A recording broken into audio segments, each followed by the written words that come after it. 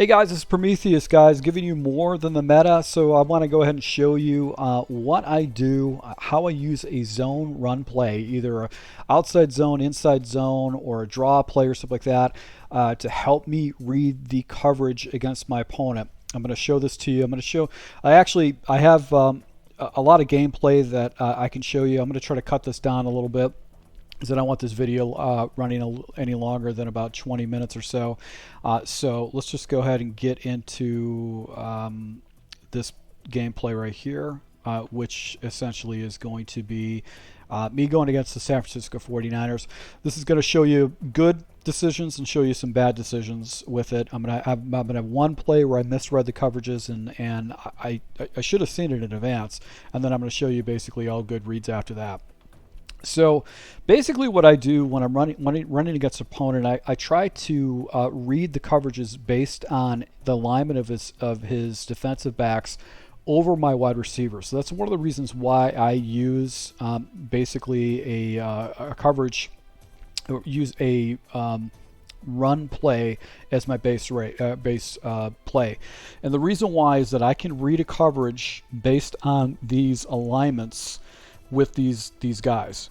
Now typically when I see basically a single high coverage where I've got a single safety up here and I've got defensive backs that are lined up straight on with my guys, that basically gives me an idea that it's going to be a cover one type coverage. So that's the one I'm going to expect.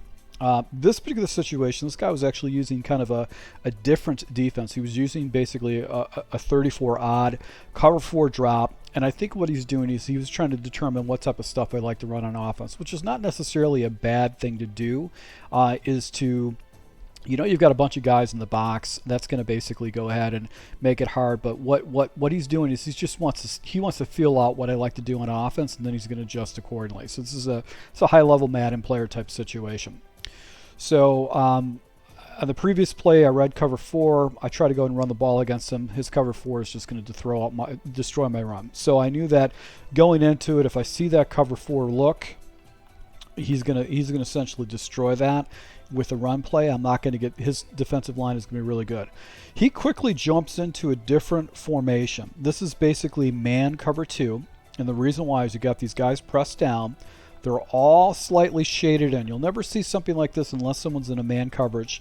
He's got 6 guys in the box, so he's going to have pretty good run fits, and they're all on the outside. So if I do run the ball up in the middle, now I want you to notice something. He came out at cover 4 in the first 2 plays. I go ahead and jump into a draw play against cover 4 because I anticipated that if he's in cover 4, I'm gonna let his defenders fall back with a draw. And then basically I'm going to go ahead and be able to go ahead and get the ball up and pick up 5 or 6 yards with the draw play. But he switched up his coverages. Now, so he's in cover 2. He's got these two guys dropping back.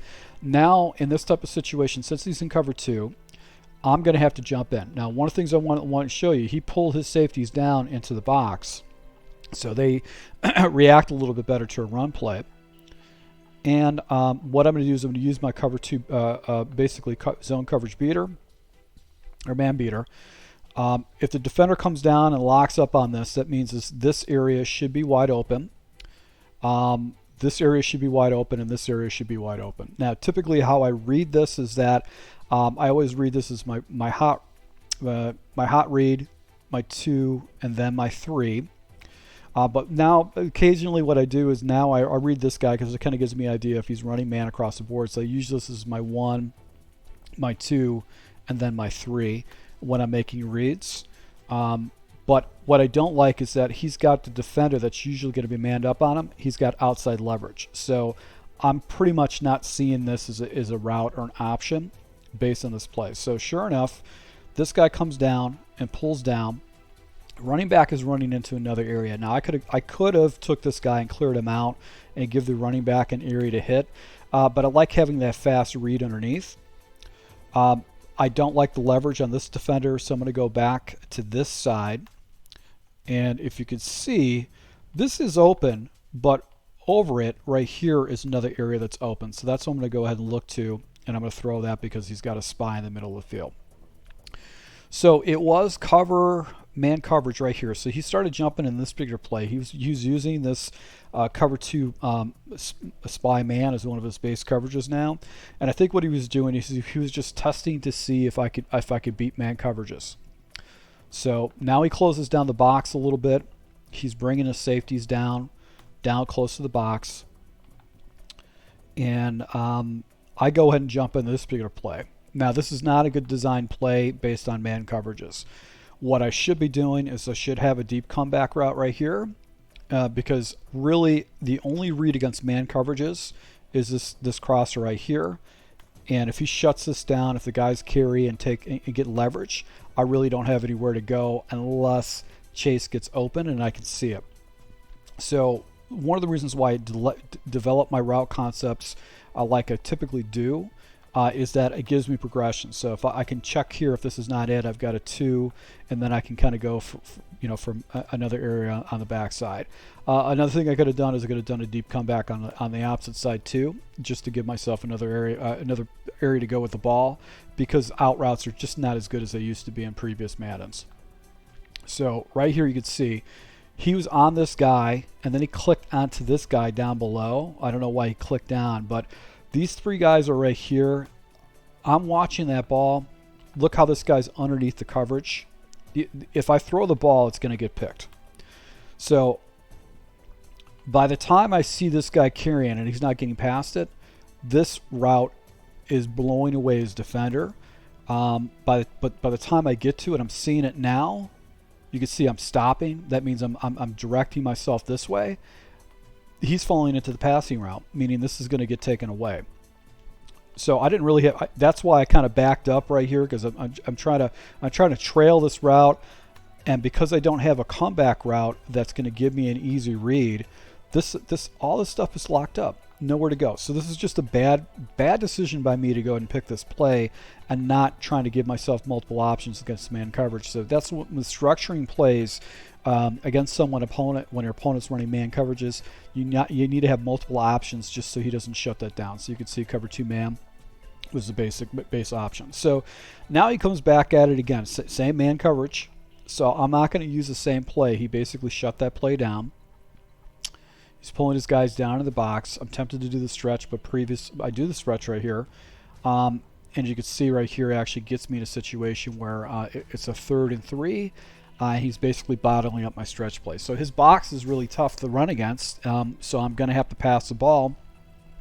So I'm anticipating he's going to stay in this man coverage. So I'm going to call my base play the stretch. And I misread this. I'm assuming he's in man coverage. I quickly jumped into a man beater, which is slants. All right, so this is a man beater. What happens is this is going to pull this defender out, and I've got the slant on the backside, which should usually get leverage. That'll be my 1. This is going to pull they'll pull this defender out, and I've got a slant on the backside that should get leverage.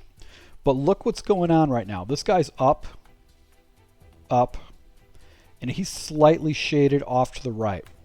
So I didn't really stay into my play art. I quickly jumped into this, just anticipating he was going to stay in this, and I make the biggest boneheaded play ever, because look what happens. This guy slides out and then slides back. He floats up. He floats up. He floats up. He's got everybody down in the box. Middle of the field is wide open. But because I have slants, if I actually would have streaked up my tight end, that guy would have carried, and that was just a bad decision by me. I didn't know where to go with the ball because these guys are floating. I try to go ahead and get this window right here. The defender floats right into it and picks me off.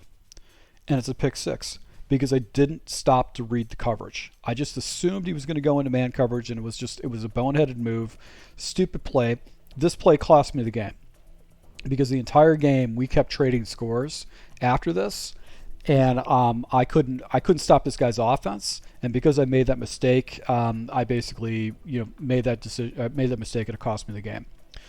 So once again, see how this guy's sliding in? They're up deep. This is a cover 3 coverage. So what I'm going to do is I'm going to jump into my cover 3s, but he's pulling these safeties down in the box. tempted me to throw over the top of the box. So I go ahead, jump into, basically, this is a zone coverage beater. Smart way to run this is actually do a deep comeback route because it gives me a man option, but I'm going to be looking to this running back route 1, then this would be 2, and if I had a comeback route, that would be my 3. I can usually hit this outside guy, but a lot of times it's really not a smart read. Actually, it's a smart read against a cover 3 shell, because unless he puts this guy in a cloud flat, he's always going to fall back, and that's going to give me an opening to actually hit this. So let's go ahead and watch. All right, so I could hit this route. This route is available to me too because this guy's not going to get out there in time. But I always go with this route underneath because it's a very fast progression.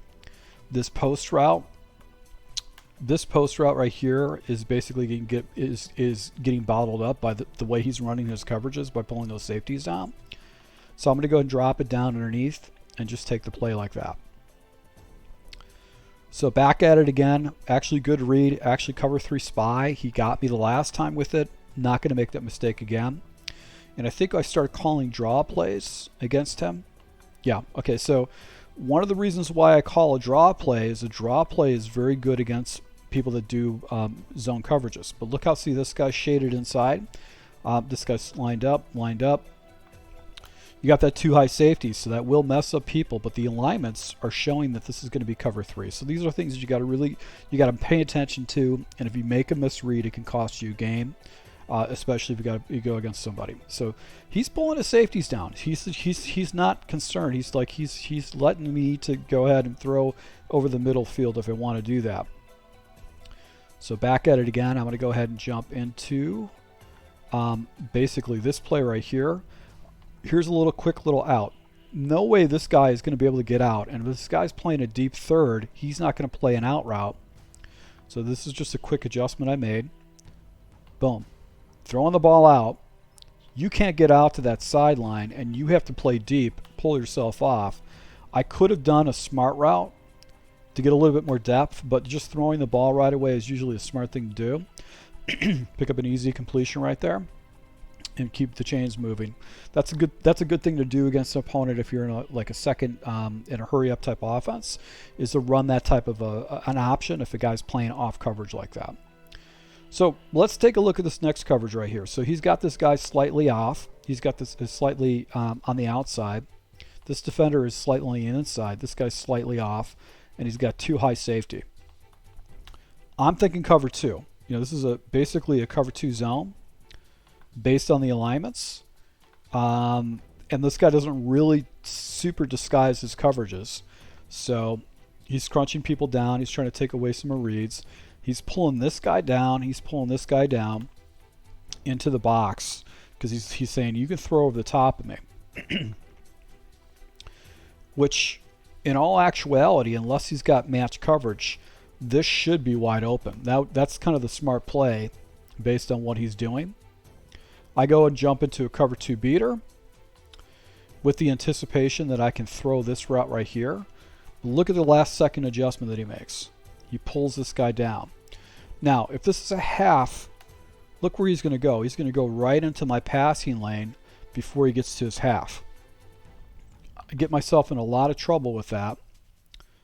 So instead of streaking up my guys on the outside to hit this guy over the top or on the outside, I just run the play stock and I go ahead and drop it down. So the smart thing to do against someone like this that tempts you down the sidelines and plays a cover 2 is throw over the top of him and get a 1-play touchdown. So that was just these were adjustments that I just didn't necessarily see.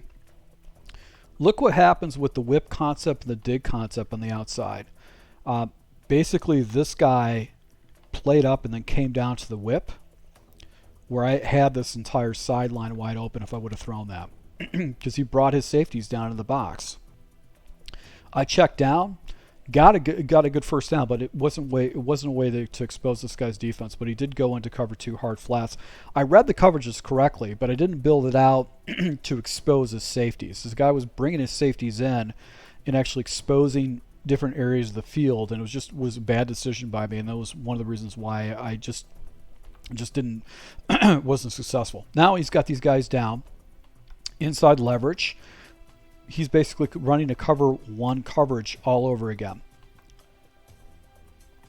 So what I'm going to do in this type of situation is I'm going to go ahead and smoke this guy up with the anticipation that this area will be open for a completion.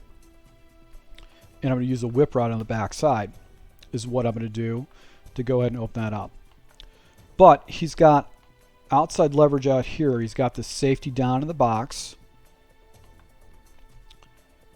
And he pulls this safety down outside too, and I've got this outside leverage. So after I saw that this guy was giving me opportunities, this is when I started going, okay, this guy's a high Madden player. There's an opportunity for me to make a good decision. So what I did is I streaked up the tight end, because the safety's not he's not going to be in the passing lane. He's actually going to float back this way, meaning he's out of position. This guy's down in the box. He's 87 speed. He's a fast tight end, and he's going to be trailing. So unless his user plays that streak, which I haven't shown him the entire time, I'm going to go ahead and get a big opportunity right over the middle of the field, and then I can make my progressions from there. So see how the user comes down, and I don't know what he's doing. It seems like he kept on clicking on the Bosa for whatever good reason. But this is wide open. And this guy's trailing. This guy's out of position. He's completely out of position. I'm able to go ahead and get this completion and get the ball down into the red zone. So, guys, I just wanted to show this to you. I'm going to go ahead and show you some more breakdowns like this. The problem is that when I do use a whiteboard, these videos get a lot longer than normal, so I don't want to do that. But you can use these, you can use the blocking assignments to read coverages in advance. So if you see a guy slightly inside, you see a guy lined up, that'll be like cover 3 coverage. It's going to help you do that. So that's why I always come out of a zone run, just so I use these blocking icons, blocking animation or art. It helps me determine what type of coverage I'm going at, and then I go ahead and attack it correctly. So thank you guys once again for your support. If you like these type of videos, go ahead and make the notes down. If you want me to, if you think that I should have a different format, let me know. If there's anything else that you guys want to hear, I would really appreciate it. So thank you for your support. Until next time.